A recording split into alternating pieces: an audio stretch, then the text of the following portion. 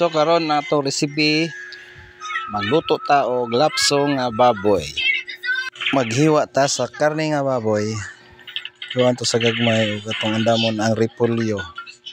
Okay ana ang mga panakot nga ngay sagol sa atong recipe karon nga lapsong baboy. Karon gigisa na naho ang tambok kay para sa oil. Nga mo ray atong igisa ang oil. Sigihan na nato og karaw na siya mo. Ug karon na brown na kapit na magawas ang oil sa iyang tambok. Mo ni siya. Okay, karon gawas na. Tad-taod ato na siyang paoilon siya kayo. Karon oil na ato na siyang kuhaon.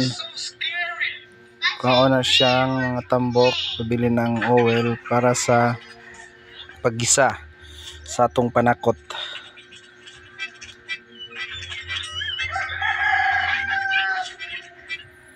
O dayon magisa na tayo na ito ang ahos. Okay.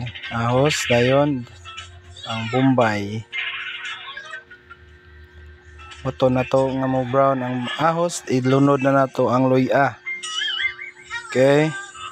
Imikos-mikos para mo gawas ang aroma sa atong mga panakot. Okay. Karon ilunod na nato ang unod sa baboy. Karawon awaton nga siya mukatas ang iyang unod. Ug karon ni katas na. Ato na siyang lunuran og tubig. Daghan na to ang tubig para sa ilang sabaw. Okay, ilunod na ang karabo, mga dahon-dahon para sa mulami ang atong sabaw. Lasa na to ang sabaw.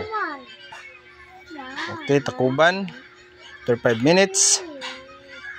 Ug ato nang gihalo ang atong special ingredients para sa atong lapsong. O gani ang lamian na sa lapsong, hapit na maluto. Huwat lang tani og mabukaw. Ay humok na ang unod sa atong karne. O karon nagbukaw na, ready na siya. Pwede na ni siya. Kalami. O karon gihukad na, pwede na siya pang pulutan, pwede sa pangsudan parisag buwad. Okay, thank you.